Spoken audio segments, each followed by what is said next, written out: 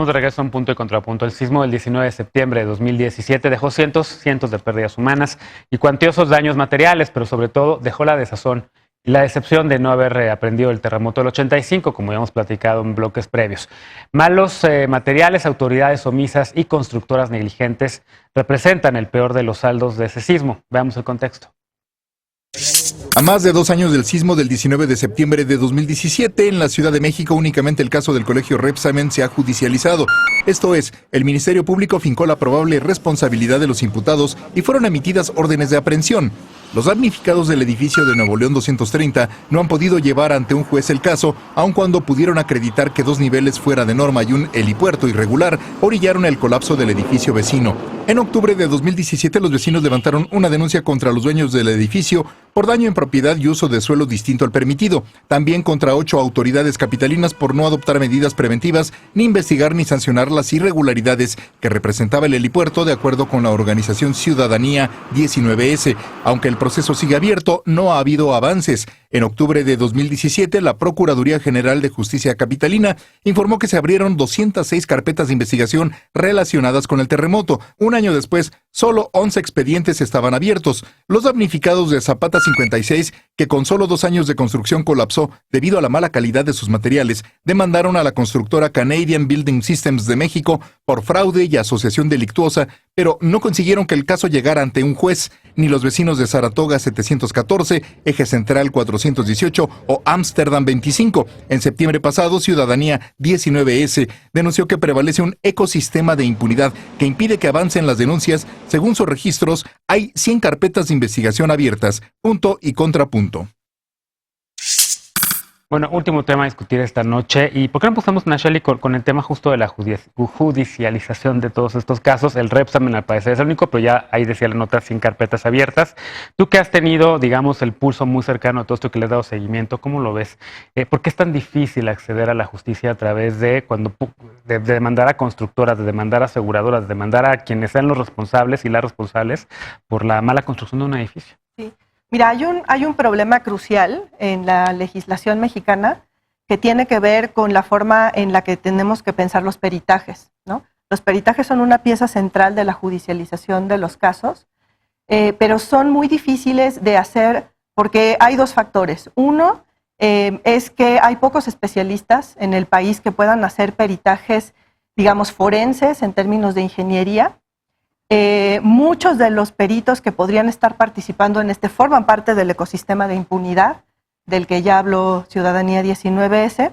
Y luego, por otro lado, está el asunto de que para hacer estos procesos judiciales hay también poca experiencia jurídica. Los centros de derechos humanos han sido cruciales para la judicialización de los casos.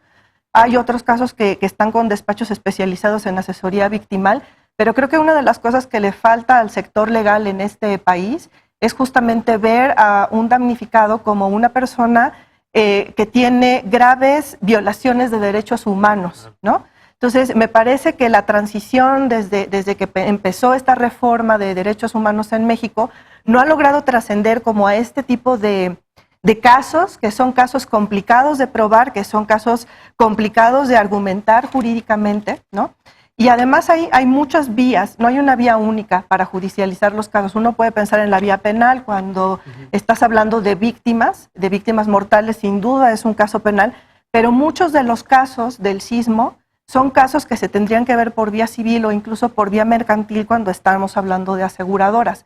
Entonces, el hecho de contar con peritos en ingeniería y abogados con la sensibilidad suficiente, además de los recursos, de los grandes recursos económicos que implica conseguir esto, el tiempo, en fin, creo que esa es parte de lo que explica las dificultades que tenemos ahora o los pocos resultados que vemos en términos de tener resultados, y eso sin contar que además estamos luchando contra un sistema que se caracteriza por una corrupción endémica, que de por sí con casos mucho más fáciles de probar, pues ha sido muy difícil, con este tipo de casos incluso más, ¿no? Claro. Melissa, ¿coincides con esta lectura? ¿Por qué más es tan difícil acceder a la justicia?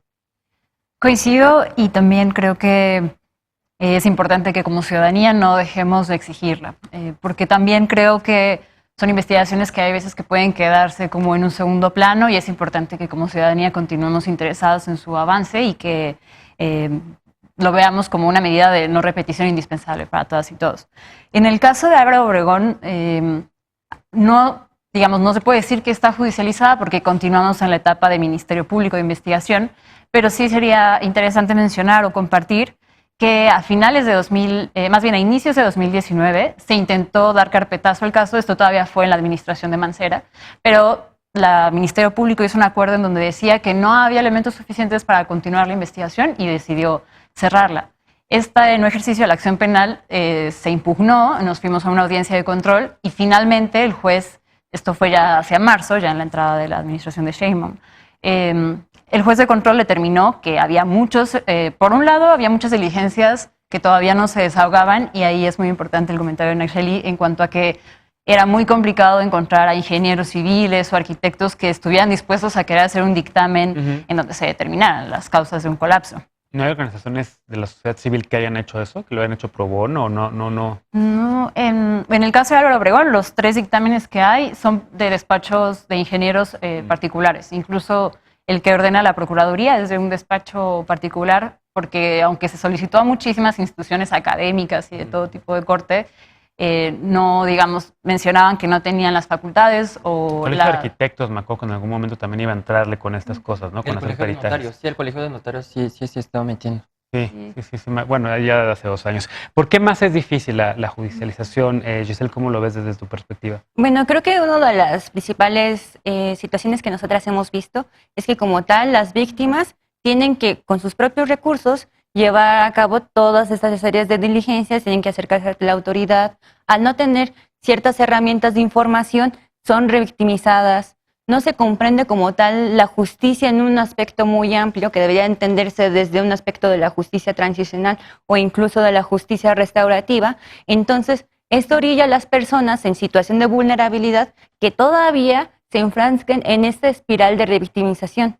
Entonces, gracias a ello, hemos notado que, por ejemplo, se ha dado carpetazos justamente en el último día de la administración pasada y que a través del acompañamiento de asociaciones de la sociedad civil se han dado otro tipo de recursos para que sigan en curso las investigaciones. Sin embargo, el hecho de que estén en ciertas situaciones en específico de vulnerabilidad les impide tener las mismas posibilidades que aquellas personas que cuentan con ciertos beneficios, por decirlo así.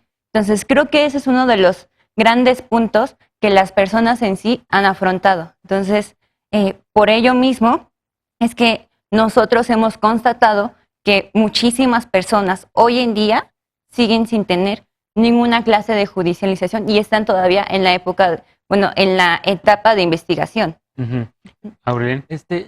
Ahí estamos hablando del tema de la judicialización en contra de inmobiliarias o en contra del gobierno, etcétera. Pero no hay que olvidar que la mayoría de los casos de judicialización de las víctimas son entre las propias víctimas.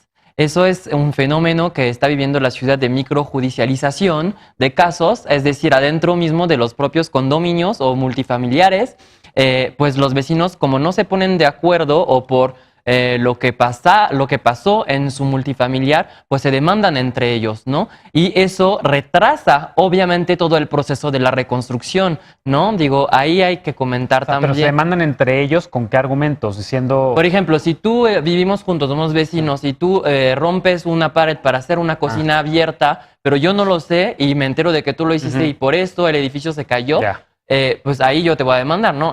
Eso es lo que está pasando básicamente. O temas de estacionamientos, por ejemplo, también. O sea, hay un montón de temas de demandas entre vecinos.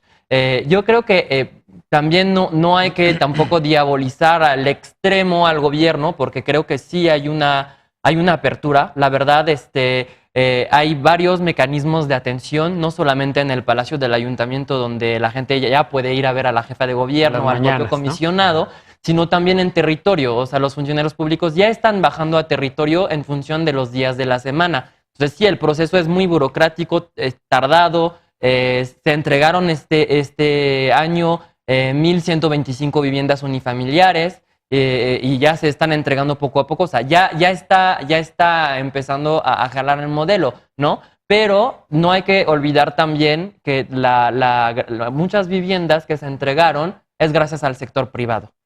Y ahí es un tema del cual no estamos hablando suficiente, yo creo. La Fundación AT&T, Carlos Slim, por ejemplo, también. o Carlos Slim, que invirtieron cerca de 3,000 millones de pesos para la reconstrucción y ya están entregando. Ya están entregando, van a reconstruir más de 30 edificios en la ciudad, ¿no? Entonces, o sea, como que también hay que reconocer este sector, ¿no? La Fundación de Carlos Slim, también yo supe, Mónica Aspe, que es vicepresidenta Claro. en AT&T, también estuvo recientemente en un evento con Claudia Sheinbaum entregando también vivienda de esa fundación, ¿no?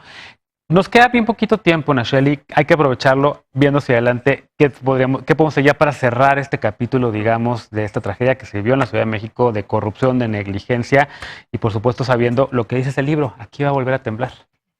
Bueno, creo que lo que a mí me parece más crucial para el futuro, tanto cercano como lejano, es la rendición de cuentas. La Comisión para la Reconstrucción tiene una gran deuda en términos de rendición de cuentas, no solamente para los casos específicos donde no hay expedientes, donde se ha negado la información a ciertos edificios multifamiliares, sino en general para cómo, qué podemos tener de memoria de la reconstrucción que se pueda incluir en todas las herramientas que ya tenemos de datos abiertos en la ciudad. Estamos en un momento en el que tenemos una visión de Estado abierto, ¿no?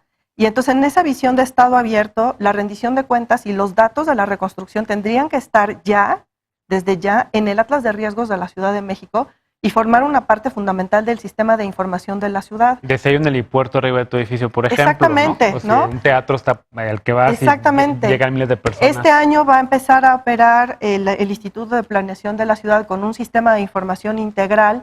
Toda la información de la reconstrucción tiene que estar allí.